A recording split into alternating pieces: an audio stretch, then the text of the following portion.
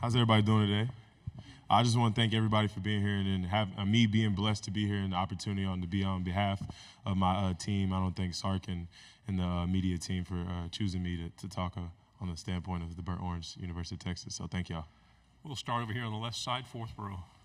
Yeah, Joseph Duffy, TSTV Sports in Austin. Jahdae, for your defensive coordinator, Pete Kwiatkowski, what is something that you think is underappreciated for him that a lot of people in media may not know or even be aware of? He's a genius. That man right there is a genius.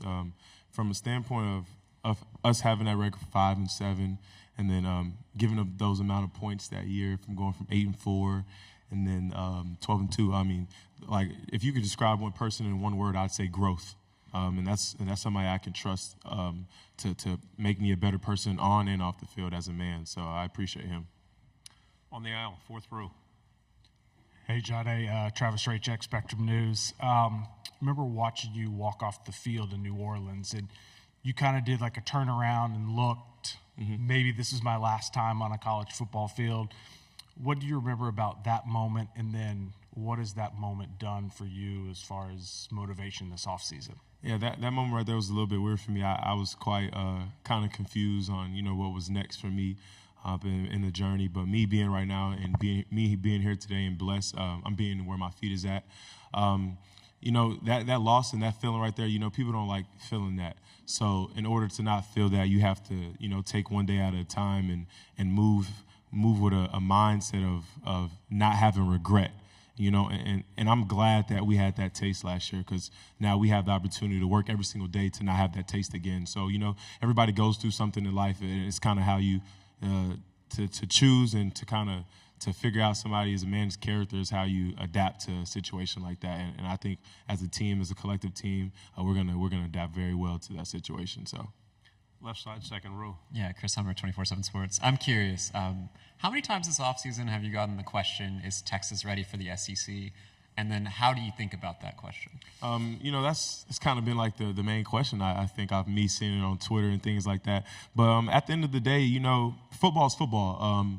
The grass and the yardage is not going to change. The field's still going to be the same length. It's going to be 2 end zones. So at the end of the day, we're on a standpoint where, we respect our opponents, but we don't fear them. So at the end of the day, we're going to get their best shot, and we have to make sure we give them our best shot. So it's going to be an amazing season. It's going to be a long season, but it's going to be an amazing season, and we're most definitely up and ready for the challenge.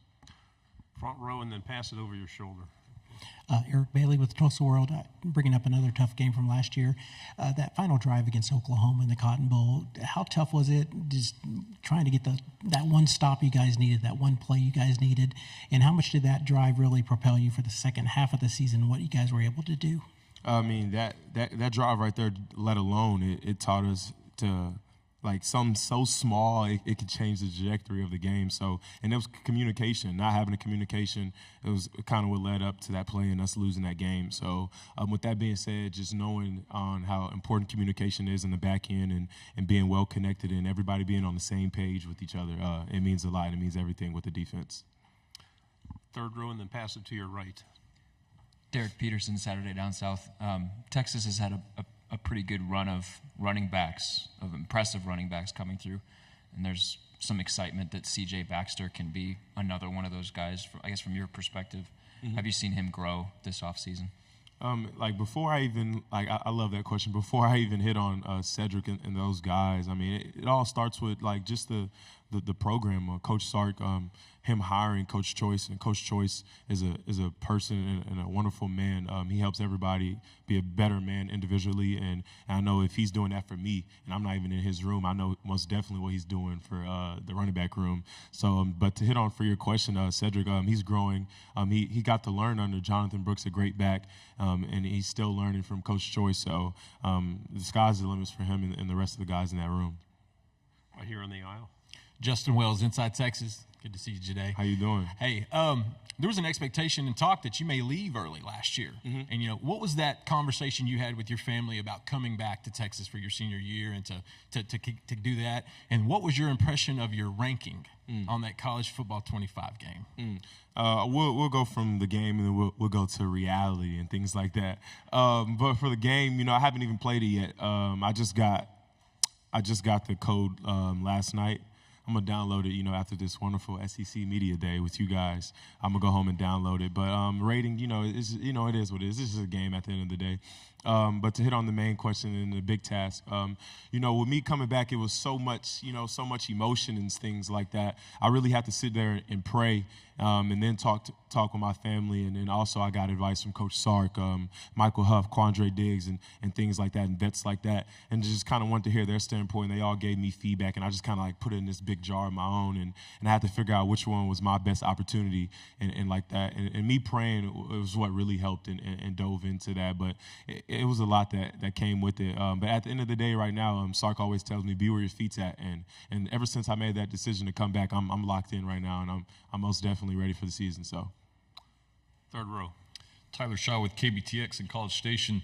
I don't know how familiar you are with just the Texas A&M rivalry in general, but how excited are you to go to Kyle Field and be the first team to kind of renew this rivalry?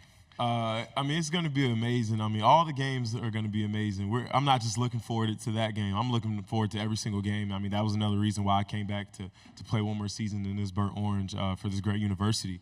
But that game right there is going to mean a lot just on a standpoint for the UT community and how much it means to them and how much it means from over the years from the past vets like Coach Blake Gideon and things like that, talking to him and knowing what he did in the burnt orange and what it meant to him. So just kind of relaying the message to the younger guys and newer guys that's never been a part of this culture and just bringing them along that these games are serious and it is something that we have to live for, and we just can't take these things for granted.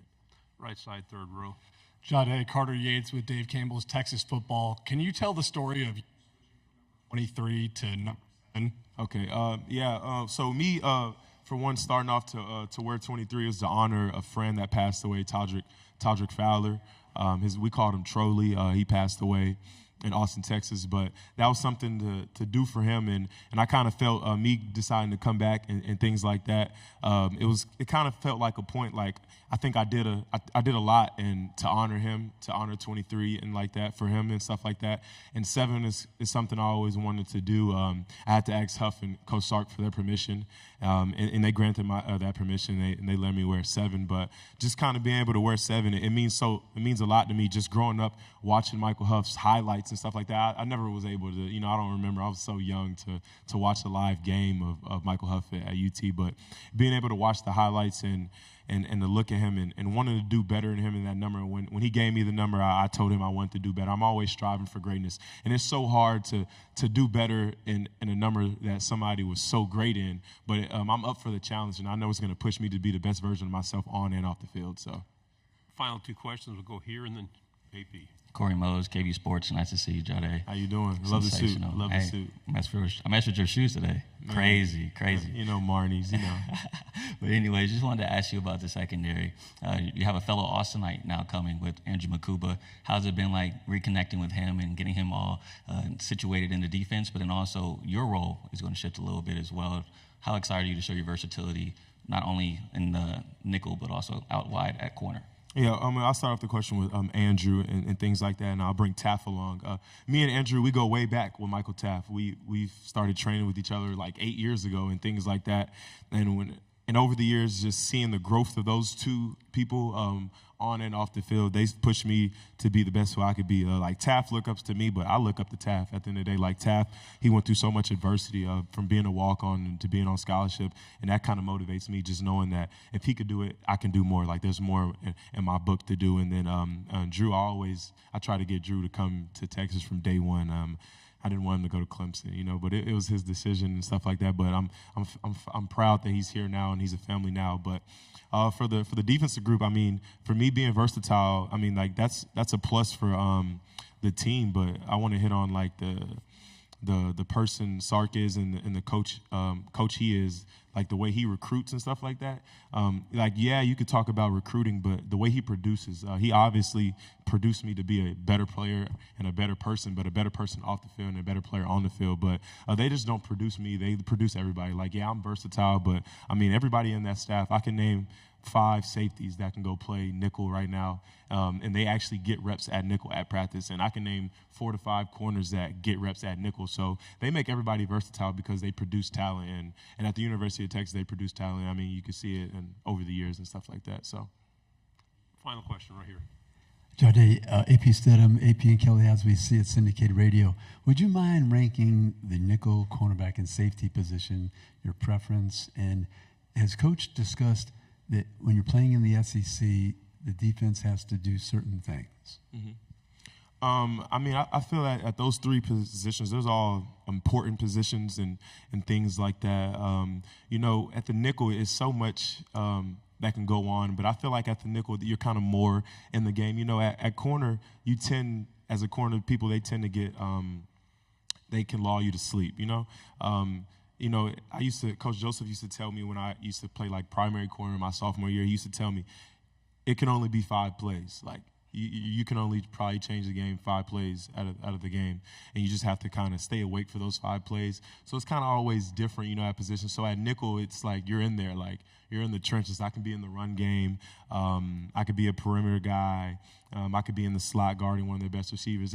It's all different things. I can be boundary safety coming in for the run gap and things like that. But a boundary safety and star, they kind of play a little bit of similarities and stuff like that for like the curl flats and things like that. So at the end of the day, they're all good positions for me and for anybody on the defense that we have right now, and everybody's capable of playing everything. So, Jahdae, thank you very much. We've got to go. We're running long, so thanks very much. Thank you. Great job. Thank you, guys. Welcome.